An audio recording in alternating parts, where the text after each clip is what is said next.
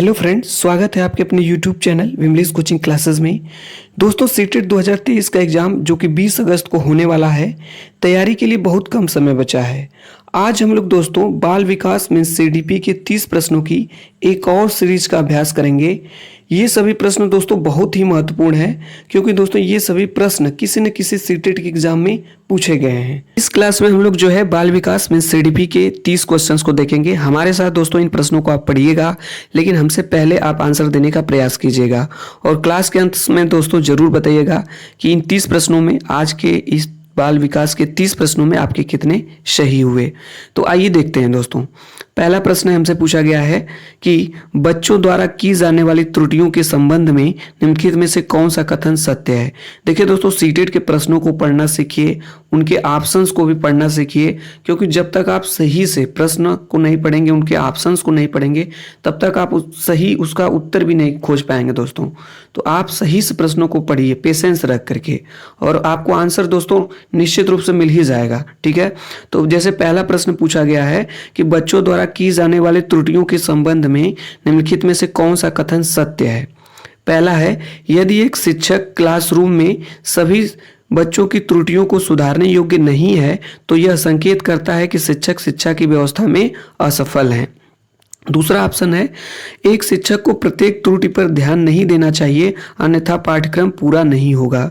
तीसरा है, प्रत्येक त्रुटि को सुधारने में बहुत अधिक समय लगेगा तथा एक शिक्षक के लिए थकाने वाला होगा। और चौथा ऑप्शन आपका, स्वयं बच्चों द्वारा त्रुटियों को सुधारा जा सकता है, इसलिए शिक्षक को उन्हें तुरंत ही नहीं सुधारना चाहिए। तो दोस्तों इसके लिए ऑप्शन नंबर फर्स्ट करेक्ट हो जाएगा। दोस्तों पहला ऑप्शन करेक्ट हो जाएगा हमारा कि यदि एक शिक्षक क्लासरूम में सभी बच्चों की त्रुटियों को सुधारने योग्य नहीं है, तो यह संकेत करता है कि शिक्षक की व्यवस्था में असफल हैं। पहले का फर्स्ट हो जाएगा। ठीक है, इसी तरीके से अगले क्वेश्चन पे चलते हैं दोस्तों। अगला क्वेश्चन हमसे पूछा गया है, क्वेश्चन नंबर सेकेंड। बहुत ही जबरदस्त क्वेश्चन है दोस्तों। नर्सरी कक्षा में शुरुआत करने के लिए कौन सी विषय वस्तु थीम सबसे अच्छी है। दोस्तों यदि कोई छोटा सा बालक है, वो नर्सरी कक्षा में अभी अपनी शिक्षा की स्टार्टिंग कर रहा है, तो उसके लिए कौन सी वस्तु सबसे अच्छी होगी। पहला मेरा विद्यालय, दूसरा मेरा परिवार, तीसरा मेरा प्रिय मित्र, और चौथा है मेरा पड़ोस। आप लोग दोस्तों इसका आंसर बताएंगे, इसका आंसर क्या सही होगा। तो दोस्तों मेरा परिवार ही उसके लिए सबसे बेस्ट होगा। ठीक है, उसके लिए सबसे बेस्ट वस्तु होगी। अगले क्वेश्चन पे चलते हैं। क्वेश्चन नंबर थर्ड दोस्तों हमसे पूछा गया है, तीसरे नंबर का क्वेश्चन है कि प्राथमिक कक्षा में सकारात्मक वातावरण निर्मित करने के लिए एक शिक्षक को, यदि दोस्तों आप प्राथमिक क्लासरूम में सकारात्मक वातावरण निर्मित करना चाह रहे हैं, तो एक शिक्षक को क्या करना चाहिए। पहला, विभेद नहीं करना चाहिए और प्रत्येक बच्चे के लिए समान लक्ष्य सुनिश्चित करना चाहिए। दूसरा है, समूह गतिविधियों के दौरान समाजमिति के आधार पर उन्हें अपने समूह बनाने की अनुमति देनी चाहिए। तीसरा है, सकारात्मक अंत वाली कहानियां सुनानी चाहिए। और चौथा है दोस्तों, सुबह प्रत्येक बच्चे का अभिवादन करना चाहिए। तो दोस्तों इसके लिए पहला ही ऑप्शन आपका सही हो जाएगा। फर्स्ट ऑप्शन आपका करेक्ट हो जाएगा कि विभेद नहीं करना चाहिए।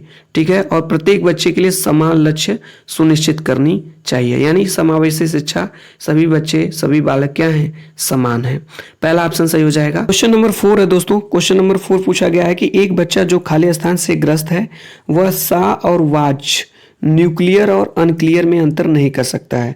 अक्सर करके देखे होंगे दोस्तों छोटे बच्चों को, वो डिफरेंस नहीं कर पाते, अंतर नहीं कर पाते हैं, तो उनके अंदर एक प्रकार का विकार होता है। जैसे पहला है डिसलेक्सिया, दूसरा है शब्द जबलिंग विकार, और तीसरा है डिसलेक्समिया, और चौथा है डिसमोर्फिमिया। तो दोस्तों यह एक प्रकार का डिसलेक्सिया है। ऑप्शन नंबर फर्स्ट करेक्ट हो जाएगा। अगले क्वेश्चन पे चलते हैं। अगला क्वेश्चन दोस्तों हमसे पूछा गया है, निम्नलिखित में से कौन सी विशेषता समस्या समाधान उपागम का विशेष चिन्ह है। तो दोस्तों पहला है, समस्या मौलिक होती है। दूसरा, सही उत्तर प्राप्त करने का सामान्यतः एक उपागम होता है। तीसरा है, समस्या केवल वाले ऑप्शन तो दोस्तों बिल्कुल गलत होंगे। चौथा है, समस्या कथन में संकेत अंतर्निहित रूप से दिया होता है। तो दोस्तों यही वाला ऑप्शन आपका सही हो जाएगा। ऑप्शन नंबर 4, समस्या कथन में संकेत अंतर्निहित रूप से दिया होता है। दोस्तों जिस भी ऑप्शन में अंतर्निहित शब्द मिल जाए, वो ऑप्शन दोस्तों सही ही होगा। ठीक है, इस चीज को, ये सीटेट का कीवर्ड्स है दोस्तों, इसको ध्यान में रखिएगा आप लोग। ठीक है, अगले क्वेश्चन पे चलते हैं। हमसे अगला क्वेश्चन पूछा गया है, प्रतिभाशाली विद्यार्थी शिक्षकों से स्वतंत्र होते हैं। दूसरा है स्वभाव में अंतर्मुखी होते हैं, तीसरा अपनी आवश्यकताओं को दृढ़तापूर्वक नहीं कर पाते हैं, और चौथा है अपने निर्णयों में आत्मनिर्भर होते हैं।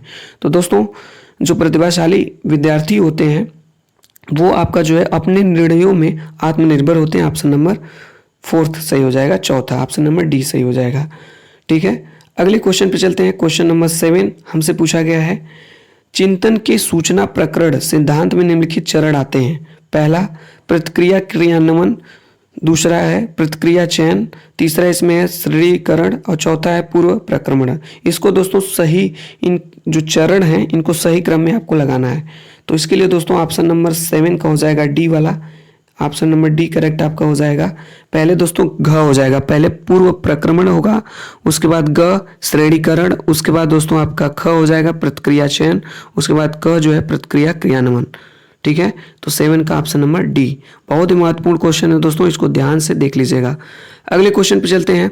अगला क्वेश्चन हमसे पूछा गया है क्वेश्चन नंबर 8, सीखने संबंधी नियोग्यताएं सामान्यतः पहला है औसत से श्रेष्ठ बुद्धि लब्धि वाले बच्चों में पाई जाती है, दूसरा है लड़कियों की तुलना में अधिकतर लड़कों में पाई जाती है, तीसरा है अधिकतर उन बच्चों में पाई जाती है जो शहरी क्षेत्रों की अपेक्षा ग्रामीण क्षेत्रों से संबंध रखते हैं, चौथा है उन बच्चों में पाई जाती है जो विशेषतः जिनके पैतृक अभिभावक इस प्रकार की समस्याओं से ग्रसित होते हैं। तो दोस्तों आप लोग बताइएगा कि सीखने संबंधी नियोग्यताएं जो होती हैं सामान्यतः किस में पाई जाती हैं। तो दोस्तों इसके लिए ऑप्शन नंबर आपका डी वाला करेक्ट हो जाएगा, ये कि उन बच्चों में पाई जाती हैं विशेषतः जिनके पैतृक अभिभावक इस प्रकार की समस्याओं से ग्रसित होते हैं। ठीक है, अगले क्वेश्चन पे चलते हैं। क्वेश्चन नंबर दोस्तों 9 है, बहुत ही जबरदस्त क्वेश्चन है। मोनिका जो गणित की शिक्षिका है राधिका से एक प्रश्न पूछती है, राधिका से कोई उत्तर न मिलने पर वह तुरंत मोहन से दूसरा प्रश्न पूछती है। जब उसे महसूस होता है कि मोहन उत्तर बताने में संघर्ष कर रहा है तो वह अपने प्रश्न के शब्दों को बदलती है। मोनिका की यह प्रवृत्ति प्रदर्शित करती है कि वह, ये दोस्तों पहला ऑप्शन इस तथ्य से पूर्णतः परिचित है कि राधिका सवालों के जवाब देने के योग्य नहीं है। दूसरा दोस्तों ऑप्शन इसमें है अपने सवाल के प्रति थोड़ा घबराई गई है। तीसरा ऑप्शन है दोस्तों मोहन का पक्ष लेकर लिंग भूमिकाओं में रूढ़िवादिता को बढ़ावा दे रही है, और चौथा है राधिका को किसी उलझनपूर्ण स्थिति में नहीं डालना चाह रही है। तो दोस्तों ऑप्शन नंबर 9 दोस्तों क्वेश्चन नंबर 9 है आपका, इसका ऑप्शन नंबर सी सही हो जाएगा दोस्तों। ऑप्शन नंबर सी, मोहन का पक्ष लेकर लिंग भूमिकाओं में रूढ़िबद्धता को बढ़ावा दे रही है, ये दोस्तों 9 का सी हो जाएगा। दोस्तों जेंडर से एक क्वेश्चन जरूर आएगा, इसको जरूर देख करके जाइएगा। अगले क्वेश्चन पे चलते हैं दोस्तों। क्वेश्चन नंबर 10 हमसे पूछा गया है। 10 नंबर का क्वेश्चन है, सीखने के लिए आकलन निम्नलिखित का ध्यान रखता है सिवाय। देखिए क्वेश्चन को दोस्तों, क्वेश्चन की लैंग्वेज को पकड़ना सीखिए। ठीक है, कह रहा है के सिवाय, के अतिरिक्त विद्यार्थियों की क्षमताएं, विद्यार्थियों की आवश्यकताएं, विद्यार्थियों की त्रुटियां, विद्यार्थियों की अधिगम शैलियां। तो दोस्तों 10 का ऑप्शन नंबर बी सही हो जाएगा। विद्यार्थियों की आवश्यकताओं के अतिरिक्त, इसके सिवाय जो सीखने के जो आकलन है सभी लोग पे ध्यान दिया जाता है, जैसे विद्यार्थियों की क्षमताओं पर, त्रुटियों पे, अधिगम शैलियों पे। ठीक है, तो ऑप्शन नंबर बी करेक्ट हो जाएगा। अगले क्वेश्चन पे चलते हैं दोस्तों। ये अगला क्वेश्चन हमारा है क्वेश्चन नंबर 11। बहुत ही अच्छा क्वेश्चन है दोस्तों। एक समान जुड़वा भाइयों में से एक को सामाजिक आर्थिक रूप से धनाढ्य परिवार द्वारा गोद लिया जाता है और दूसरे को एक निर्धन परिवार द्वारा। एक वर्ष के बाद उनके बुद्धि लब्धांक के बारे में निम्नलिखित में से क्या अवलोकित होने की सर्वाधिक संभावना है। तो दोस्तों एक बच्चे को जो है धन जो समृद्ध परिवार है उसके द्वारा गोद लिया जा रहा है, और एक बच्चे को दोस्तों निर्धन परिवार द्वारा गोद लिया जा रहा है। तो पूछा जा रहा है कि उनकी बुद्धि लब्धांक में क्या उनमें डिफरेंस होगा, क्या उनमें अंतर होगा। तो दोस्तों इसके लिए ऑप्शन नंबर सी सही हो जाएगा। सामाजिक आर्थिक स्तर की बुद्धि लब्धांक को प्रभावित नहीं करता, ऑप्शन नंबर तीसरा करेक्ट हो जाएगा। 12 नंबर का क्वेश्चन है दोस्तों, इसको आपको बताना है इसका आंसर क्या होगा सही। आप लोग जल्दी से बताइए, निम्नलिखित में से कौन सा सूक्ष्म गति कौशल का उदाहरण है। दौड़ना, लिखना, चढ़ना और फुदकना। पूछा गया है कि सूक्ष्म गति कौशल का उदाहरण है, जल्दी से बता दीजिए आप लोग। तो दोस्तों लिखना जो है आपका ये सूक्ष्म गति कौशल का उदाहरण होता है। ठीक है, अगले क्वेश्चन पे हम लोग चलते हैं। क्वेश्चन नंबर 13 हमसे पूछा गया है कि वाइगोत्स्की के सिद्धांत का निहितार्थ है। दोस्तों वाइगोत्स्की के सिद्धांत का निहितार्थ क्या है, जल्दी से बताइएगा आप लोग। इसके लिए दोस्तों ऑप्शन नंबर डी करेक्ट हो जाएगा, सहयोगात्मक समस्या समाधान। 14 नंबर का क्वेश्चन है दोस्तों, पूछा गया है किशोर खालिस्तान का अनुभव कर सकते हैं। पहला दुश्चिंता और स्वयं से सरोकार, दूसरा है बचपन में किए गए अपराधों के प्रति डर के भाव, तीसरा है आत्मसिद्धि के भाव और चौथा है जीवन के बारे में परितृप्ति के भाव। तो दोस्तों 14 का दोस्तों ऑप्शन नंबर पहला करेक्ट हो जाएगा, दुश्चिंता और स्वयं से सरोकार। ठीक है, अगले क्वेश्चन पे चलते हैं। क्वेश्चन नंबर 15 हमसे पूछा गया है शारीरिक रूप से सक्षम बच्चों को सामान्यतः होता है। पहला है डिस्थीमिया, दूसरा आपका है डिसकैल्कुलिया और तीसरा है डिसलेक्सिया और चौथा है डिस्ग्राफिया। शारीरिक रूप से दोस्तों जो बच्चे सक्षम, शारीरिक रूप से सक्षम बच्चों को सामान्यतः होता है। क्वेश्चन नंबर 15 है, इसका आंसर आप लोग बताइएगा दोस्तों क्वेश्चन नंबर 15 का। तो दोस्तों क्वेश्चन नंबर 15 का ऑप्शन नंबर डी करेक्ट हो जाएगा, डिसग्राफिया। ठीक है, अगले क्वेश्चन पे चलते हैं दोस्तों। अगला क्वेश्चन हमसे पूछा गया है 16 नंबर का क्वेश्चन, आंशिक पुनर्बलन। पहला है सतत पुनर्बलन की अपेक्षा कम प्रभावी होता है, दूसरा है वास्तविक कक्षा मीन्स क्लासरूम में अनुपयुक्त नहीं किया जा सकता है, तीसरा है पशुओं को प्रशिक्षित करने में सर्वाधिक कार्य करता है और चौथा है सतत पुनर्बलन की अपेक्षा अधिक प्रभावी होता है। तो 16 का दोस्तों ऑप्शन नंबर 4 सही हो जाएगा, सतत पुनर्बलन की अपेक्षा अधिक प्रभावी होता है जो आंशिक पुनर्बलन होता है। ठीक है, अगले क्वेश्चन पे चलते हैं। क्वेश्चन नंबर 17 हमसे पूछा गया है एक सशक्त विद्यालय अपने शिक्षकों में निम्नलिखित योग्यताओं में से किसे सर्वाधिक बढ़ावा देगा। पहला है अनुशासित स्वभाव, दूसरा है प्रतिस्पर्धात्मक अभिवृत्ति, तीसरा है परीक्षण करने की प्रवृत्ति और चौथा है स्मृति। तो 17 का दोस्तों ऑप्शन नंबर बी करेक्ट हो जाएगा, प्रतिस्पर्धात्मक अभिवृत्ति को बढ़ावा देंगे। ठीक है, 18 क्वेश्चन पे चलते हैं। क्वेश्चन नंबर 18 हमसे दोस्तों पूछा गया है, क्वेश्चन नंबर 18 है कि निम्नलिखित में से अंतः विषयी अनुदेशन का सर्वोत्कृष्ट लाभ यह है कि। तो 18 का दोस्तों ऑप्शन नंबर बी सही हो जाएगा, विद्यार्थियों को सीखे गए ज्ञान का बहु संदर्भों में अनुप्रयोग करने और सामान्यीकृत करने के अवसर दिए जाते हैं। तो दोस्तों जिस भी ऑप्शन में अवसर शब्द हो गया, ठीक है, अंतःक्रिया शब्द हो गया, चर्चा शब्द का प्रयोग हो गया, समावेशी शिक्षा की बात की गई दोस्तों, वो ऑप्शन दोस्तों सही ही होगा। ठीक है, सीटेट के प्रश्नों में ज़्यादातर चांसेस वो ऑप्शन आपके क्या होंगे, सही होंगे। यदि आपको कोई ऑप्शन नहीं मिल रहा है तो उस ऑप्शन से आप दोस्तों सही कर सकते हैं। ठीक है, नेक्स्ट क्वेश्चन पे चलते हैं दोस्तों। अगला क्वेश्चन हमारे पास है, क्वेश्चन नंबर 19 है, वे शिक्षार्थी जो समृद्ध ज्ञान और शैक्षणिक दक्षता की हार्दिक इच्छा प्रदर्शित करते हैं उनके पास होता है।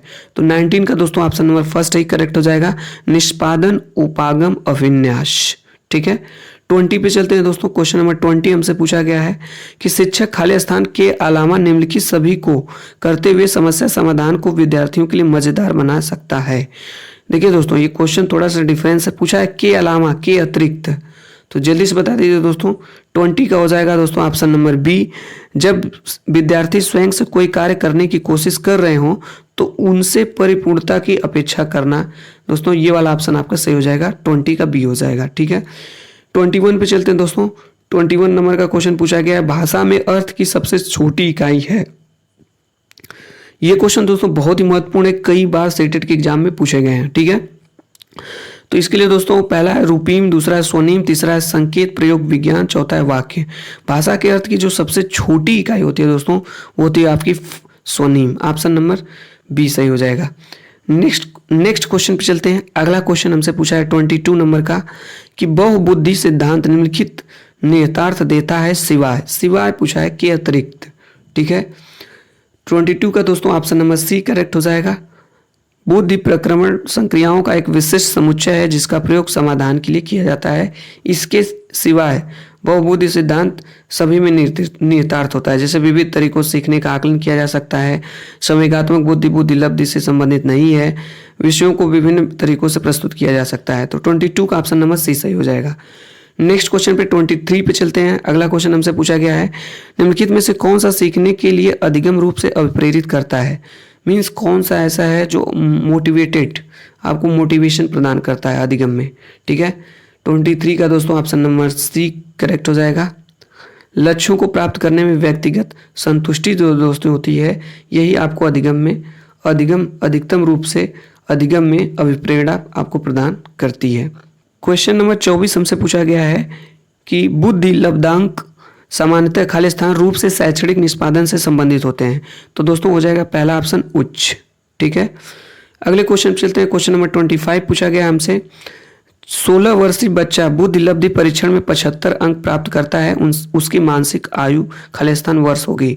तो दोस्तों इसके लिए आपका एक फार्मूला है, उस फार्मूले से जब इसको सॉल्व करेंगे तो इसका आंसर आ जाएगा आपका दोस्तों ऑप्शन नंबर सी 12 हो जाएगा। ठीक है, अगले क्वेश्चन पे चलते हैं। 26 नंबर का क्वेश्चन पूछा गया है कि विद्यार्थियों के पोर्टफोलियो के लिए सामग्री का चयन करते समय खालिस्तान जरूर होना चाहिए। दोस्तों अगर विद्यार्थियों के पोर्टफोलियो का अगर की सामग्री का चयन कर रहे हैं तो उसके लिए उनके पास क्या क्या होना चाहिए। 26 का दोस्तों ऑप्शन नंबर बी करेक्ट हो जाएगा।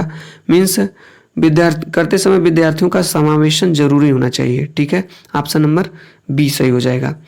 अगले क्वेश्चन पे चलते हैं। 27 नंबर का क्वेश्चन है दोस्तों, सफल समावेशन को निम्नलिखित की आवश्यकता होती है सिवाय। यहाँ पे देखिए दोस्तों सिवाय पूछा है के अतिरिक्त, तो 27 का दोस्तों ऑप्शन नंबर बी करेक्ट हो जाएगा। पृथक्करण के अतिरिक्त जो है सफल समावेशन में इन सभी तीनों की आवश्यकता होती है, जैसे संवेदनशील बनाना, अभिभावकों की भागीदारी, क्षमता संवर्धन। ठीक है, अगले क्वेश्चन पे चलते हैं दोस्तों। विद्यालय में लिंग भेदभाव से बचने का सर्वोत्तम तरीका हो सकता है, यानी कि यदि विद्यालय में लिंग भेदभाव से बचना है दोस्तों तो इसका सबसे सर्वोत्तम तरीका क्या हो सकता है।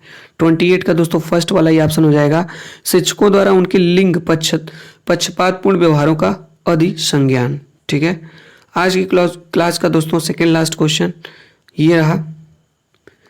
29 नंबर का क्वेश्चन है, शैक्षणिक क्षेत्रों में निष्पादन के आधार पर शैक्षणिक क्षेत्रों में निष्पादन के स्तर को बढ़ाने का औचित्य स्थापन किस आधार पर किया जा सकता है। तो 29 का दोस्तों ऑप्शन नंबर बी करेक्ट हो जाएगा। यह वैयक्तिक विभिन्नताओं को संतुष्ट करता है। ठीक है, अगले क्वेश्चन पे चलते हैं दोस्तों। आज की क्लास का अंतिम क्वेश्चन है, पूछा गया है विद्यालय में नियमित उपस्थिति के लिए वंचित बच्चों को प्रोत्साहित करने का निम्नलिखित में से कौन सा तरीका सर्वाधिक उपयुक्त होगा। तो दोस्तों इसके लिए फर्स्ट पहला ही ऑप्शन हो जाएगा आवासीय विद्यालय खोलना। इसके लिए पहला ऑप्शन 30 का पहला हो जाएगा।